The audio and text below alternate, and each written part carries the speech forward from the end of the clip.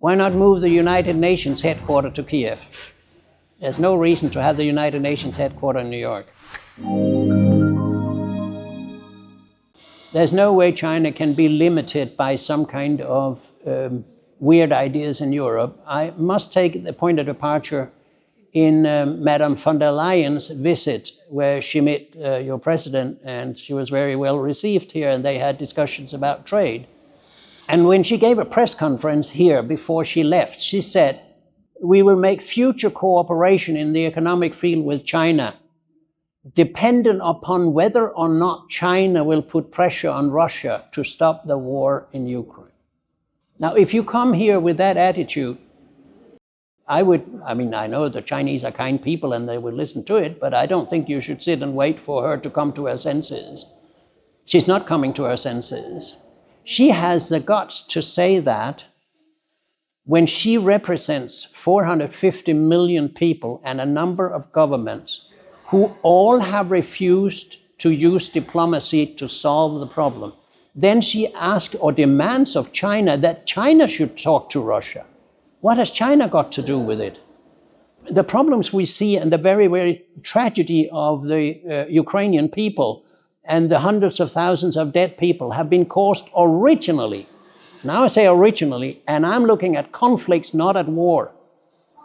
The original conflict was created between NATO and its expansion and Russia, whose security interests were not listened to.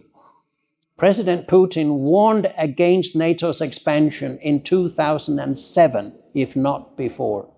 All presidents have done it. Gorbachev did it. The West promised Russia / Gorbachev, the last president of the Soviet Union, to never expand NATO. The formulation was 1 inch. And then you say, oh, this is Russian propaganda. It's not Russian propaganda because there are books written about it, well documented from archives. It's NATO's homepage and EU's homepage, which are lying, saying he never said, these promises were never given to him. These promises were given to him. So that's the conflict. Then you have the war.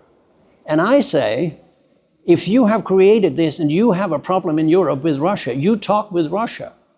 Russia is willing to talk. It's the West who are not willing to talk, but has installed 19 sanctions packages and developed a media hate of Russians, which I find disgusting. The Russian people are not to be excluded or cancelled. Russian culture should not be cancelled because of that invasion. That invasion should be stopped, rather yesterday than today. But it's not enough to talk about ceasefire. You've got to have somebody who talks about how could these Europe, Ukraine and Russia live peacefully together, peaceful coexistence, principles of peaceful coexistence. Nobody's doing that. Nobody's doing that. Russia is not doing that. The West is not doing that. NATO is not doing that. The United Nations is not mobilized for this. It would have been brilliant 5, 7, 10 years ago to have put in UN peacekeepers in Donbass. They didn't do it because the United States and NATO wants the United Nations to be out of the place. I know what the United Nations did of good things in the Yugoslav crisis and the dissolution wars in the 90s. It was exactly the same problem you now have in Donbass. And these countries have not invited the United Nations to do what the United Nations is world champions in doing. So when Madame von der Leyen tells China to help with this problem, not lifting a finger herself for diplomatic solutions, negotiations and talks, I have no respect for that. It's fine if China has a good respect for her, and I think it's good if they have. But to sit and wait for the European Union to de-risk or decouple or something like that. I mean, imagine it was China who said to the West, we're going to decouple from you. Just turn around some things from one end to the other.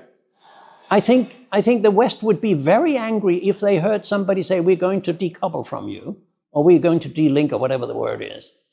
So long story short, I think the relationship is very problematic unless European Union could get its acts together, become independent of the US, stop arming and militarism for the next war, stop talking about winning over Russia, because you can't do that. Stop your sanctions and open up for negotiations. Talk with each other. Russia is a European country. Russia is a European country. Putin wants it, sees Russia as a European country. But now Russia is turning away from Europe, and it will be a huge loss for us. So long story short, this is not a way to do it, Madam von der Leyen. That's why I started out saying I think China should just do what China wants to do. If you ask me, and actually our foundation is going very soon to publish a peace proposal for the war in Ukraine and the conflict, the underlying conflict with the European Union, NATO, and Russia.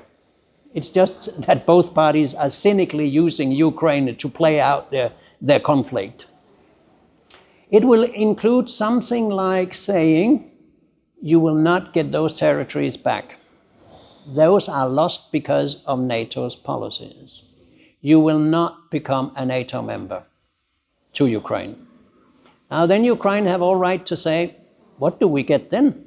And I would say, imagine that the occupied territories, Donbass, etc., those 20% of Ukraine could become an economic zone administered by Russia and Ukraine, and perhaps parts of the European Union.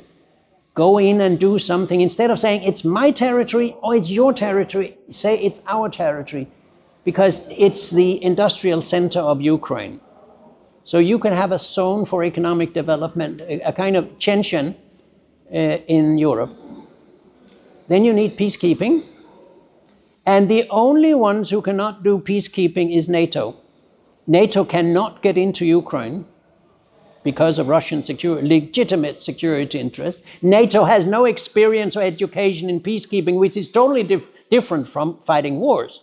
The only ones who can do and has the experience in peacekeeping is the United Nations.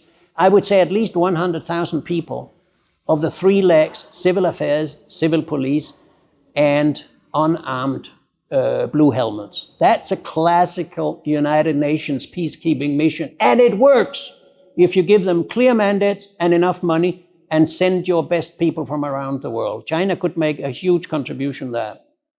Then you could think of a future for, all I'm saying now is for dialogue. I'm not saying what it should be, don't get it wrong, but I'm trying to solve the conflict, look at what we should do, not ceasefire on the ground, but long-term peace.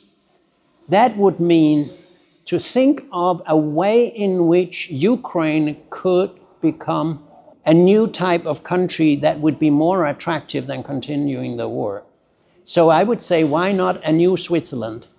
A neutral Switzerland with an economic zone, with economic growth. They already have a very developed industry in a number of senses, among others in drones. They could earn a lot of money because of their resources and their capacity in Ukraine. And finally, why not move the United Nations headquarters to Kiev? There's no reason to have the United Nations headquarters in New York. Look at what the Americans are doing in violating the host agreement there. So we're looking for a new place for the United Nations headquarters, or a United Nations in Europe, which Gorbachev talked about. That could be in Kiev. Make some offers to the Ukrainian people that they cannot say no to, because it's such a much better future than what you will get if you continue the warfare. I would say it's pretty simple what I'm saying. It's pretty simple. No politicians are thinking in that direction. Almost no scholars are thinking in that direction. And the media never talks about peacemaking. That is one of the problems we have in the Western world. What could be done is not even discussed. And that's why I see it as important to say these things.